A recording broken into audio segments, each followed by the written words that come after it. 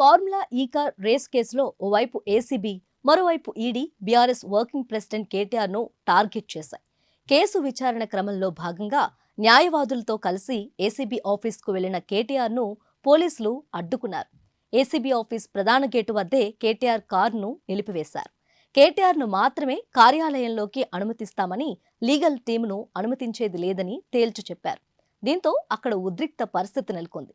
పోలీసులు అనుమతించకపోవడంతో విచారణకు హాజరు కాకుండా అక్కడి నుంచి వెనుదిరిగారు కేటీఆర్. ఆ తర్వాత ఏసీబీ తనకు ఇచ్చిన నోటీసులపై రిప్లై ఇస్తూ లేఖ రాశారు. ఏసీబీ తనపై నమోదు చేసిన కేసులో తాను తెలంగాణ హైకోర్టును ఆశ్రయించిన విషయాన్ని లేఖలో కేటీఆర్ ప్రస్తావించారు.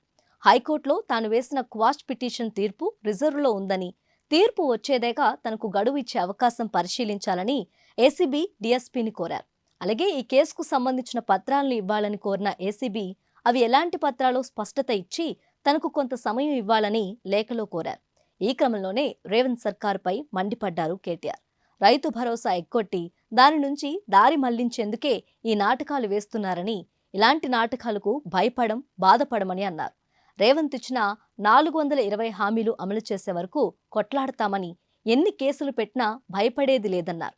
తనతో పాటు లాయర్లు ఉంటే వాళ్లకు వచ్చిన నష్టమేంటి అని ప్రశ్నించారు. ఇక కేటీఆర్ ఇచ్చిన లేఖ ఆధారంగా ఏసీబీ మరోసారి నోటీసులు సిద్ధం చేస్తున్నట్లుగా తెలుస్తోంది.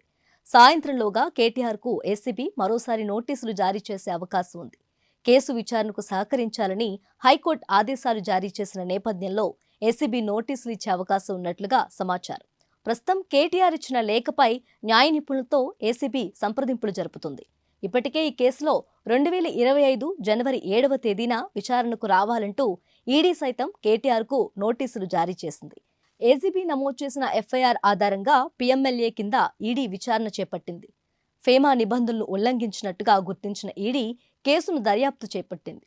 ఈ కేసులో ఆరోపణలు ఎదుర్కొంటున్న అరవింద్ కుమార్, బిఎల్ఎన్ రెడ్డిలు మాత్రం ఈడీ విచారణకు హాజరు కావాల్సి ఉండగా డుమ్మా కొట్టారు. దీంతో ఈడీ వీరికి మరోసారి నోటీసులు జారీ చేసింది. 8వ తేదీన బిఎల్ఎన్ రెడ్డి, 9వ తేదీన అరవింద్ కుమార్ను విచారణకు హాజరు కావాలని ఆదేశించింది. మరి ఈసారైనా హాజరవుతారో లేదో చూడాలి.